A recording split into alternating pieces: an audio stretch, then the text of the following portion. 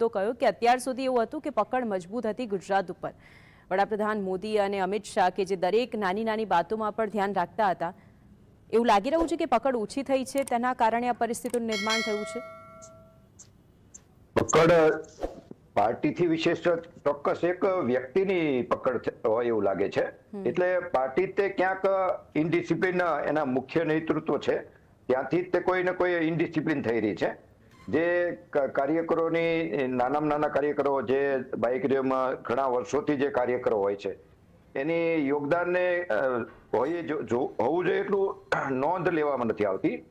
અને સૌથી વિશેષ નેશનલ લેવલથી તે આપણે જોઈએ તો ઇનડિસિપ્લિન આપણે બતાવી છે, આપણે જોવા મળી છે.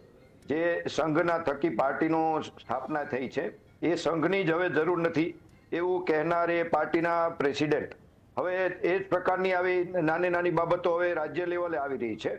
અને આજનો જે આ કાર્યકર છે આપણે જોયું ક્યાંક ને ક્યાંક પાર્ટી જ થોડીક મૂંઝાયેલી છે, નવા નવા નિયમો લાવે છે. આની પહેલા ઇલેક્શનમાં 3 કોર્પોરેશનના અને નગરપાલિકાના ઇલેક્શનમાં લાવ્યા હતા કે 3 ટર્મની જે ચૂંટણી લડ્યા હોય એમને હવે ટિકિટ ન આપવી. એ પછી તો બદલાવ કર્યો. હવે પછી આ વખતે 45 વર્ષનો લાવ્યા કે વોર્ડના પ્રમુખોને 45 વર્ષ સુધીના હોય એમને જ પ્રમુખ બનાવવા. ત્યાર પછી એમાં પણ ફેરફાર કર્યો. એકવાર નિમણૂકો કરીને હવે જે મહાનગરના પ્રમુખો બનાવવાના છે, જિલ્લાના પ્રમુખો બનાવવાના છે, એમાં કોઈ ઉંમરનો બાદ નથી. એટલે પાર્ટી પોતે જ પણ ક્યાંક ને ક્યાંક સ્થિર નથી, અટવાયેલી છે. અને એનું કારણ છે કે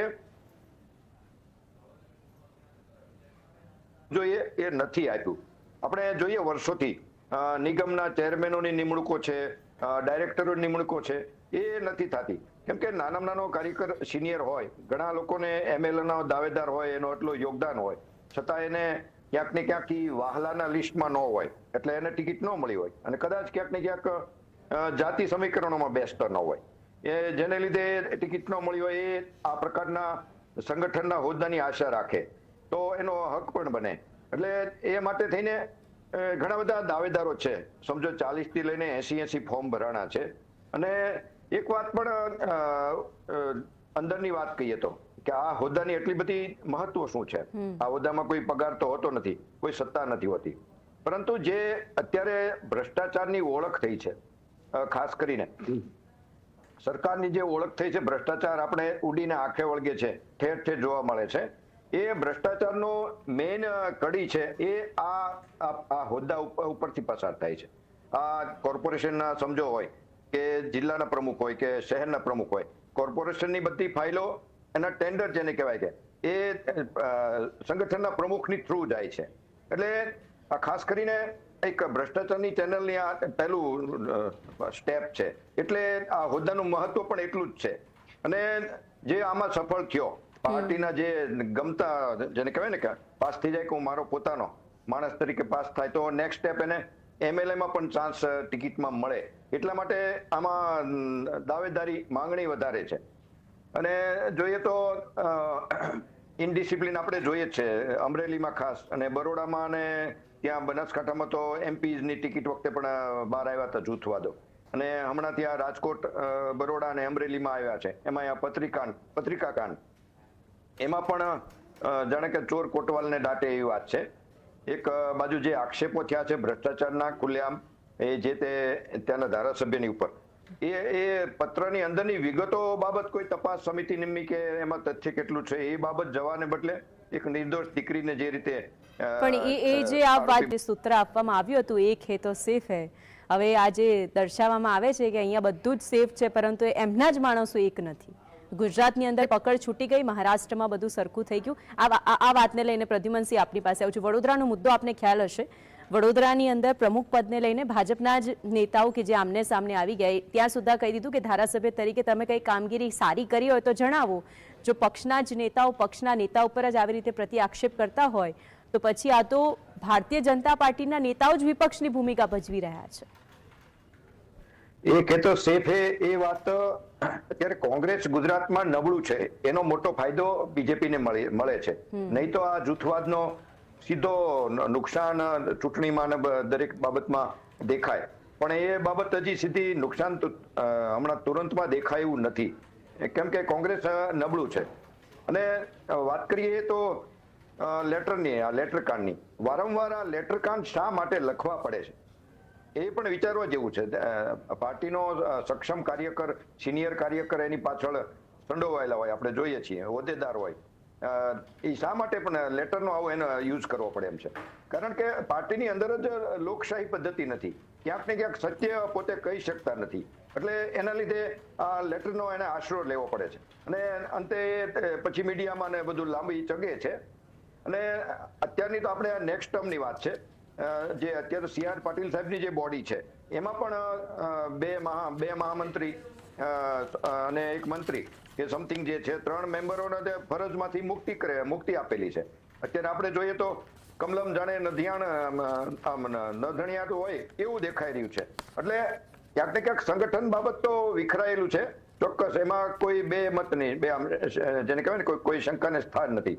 અને જે વાત કરીએ પ્રદેશ પ્રમુખની જે નિમણૂકોની વાત, જે હિન્દુત્વની વાત કરનાર પક્ષ પોતે તો પ્રદેશ પ્રમુખ હવે જે નિમણૂક કરશે એ જાતિવાદ ઉપર આવી ગયો છે. ક્યાંક ને ક્યાંક સક્ષમ અને વફાદાર પાર્ટી પ્રમુખ નિમવો એવું નહીં, એને બદલે ચોક્કસ જાતિમાંથી લાવો કે OBC માંથી લાવો, એટલે જ્ઞાતિ સમૂહમાં આવી ગયો છે. પાર્ટી ક્યાંક ને ક્યાંક હિન્દુત્વથી ભટકીને જૂથવાદમાં આવી ગયું છે, ક્યાંક ને ક્યાંક જ્ઞાતિવાદમાં આવી ગયું છે. અને ક્યાંક ને ક્યાંક સૌથી વિશેષ તો મારા પોતાના પાર્ટીના કાર્યકરો પછી મારા પોતાને સમાવવા, એ રીતના ઘણા બધા અત્યારે આપણે જોઈએ છીએ MLAs છે, અમુક મિનિસ્ટર છે જે વર્ષોથી 4 ટર્મથી છે, એમની કાર્યની, એમના વિસ્તારની કેપેસિટી કે એમના કાર્યોને જોવામાં નથી આવતા, જેને લીધે આ બરોડામાં પણ આવા વાત નીકળે છે કે તમારા MLA તરીકે કેટલા કામ કર્યા હતા, કેવા કામ કર્યા હતા. પરંતુ એમની ઉપરની જે વફાદારી છે ઉપરના ચોક્કસ નેતાઓ સાથેની, એની વફાદારીને જ ધ્યાનમાં લેવામાં આવે છે. બાકી સક્ષમ ને શક્તિશાળી કાર્યશીલ લોકોનો અત્યારે પાર્ટીમાં સ્થાન નથી. પ્રદ્યુમનસિંહ, જે પક્ષ વિરોધી કાર્યકરો છે અને તેમની જે પ્રવૃત્તિઓ છે તે દિલ્હી સુધી પહોંચે છે, પરંતુ ડેમેજ કંટ્રોલ કરનાર કોઈ નથી, એવું આપને લાગે છે? હા, હાલમાં તો સંગઠનમાં કોઈ એવી જાગૃતિ, એટલે કોઈ જવાબદાર લોકો નથી. CR પાટીલ પોતે પણ દિલ્હી છે. આપણે વાત કરીએ એમાં સંગઠનના અન્ય 3 હોદ્દેદારોને પોતાને મુક્ત કરવામાં આવ્યા છે, એટલે કોઈ જવાબદાર નથી. અને આ બધું જે વાત કરીએ ડિસિપ્લિનની વાત, ઇનડિસિપ્લિન, એ બાબત એક્શન હજી બીજેપી આપણે લેતી જણાતી નથી. જોઈએ તો અમરેલીમાં પણ અમુક નેતાઓએ પાર્ટી વિરુદ્ધમાં સ્ટેટમેન્ટ આપ્યા છે પોતાના જાતિ સમૂહ બાબત, અથવા તો ખાસ કરીને કરીએ તો જે દીકરીની ફેવરમાં આપ્યા છે, પણ પાર્ટીની નજરે કદાચ એને વિરુદ્ધમાં ગણી શકાય. પણ પાર્ટી એ બાબત ક્યારેય એક્શન નથી લેતી, કેમ કે એમને ખુલ્લા મૂકીને કે છૂટા કરીને સામે રાખવા એની કરતા અંદર રહીને એમનેમાં જેને કહેવાય ને કે એક વૃક્ષને પાણી આપવાનું બંધ કરી દો એટલે એને ઓટોમેટિક સુકાઈ જાય, એટલે પક્ષની અંદર જ રહીને એને સૂકવી નાખવા, એ ટાઈપની આખી મેન્ટાલિટી પાર્ટીની હોય છે. એટલે જલ્દી એને બરતરફ નથી કરતા, અને સામે જશે તો સામે કદાચ આપને સામો આવશે કે આ પ્રોબ્લેમ કરશે.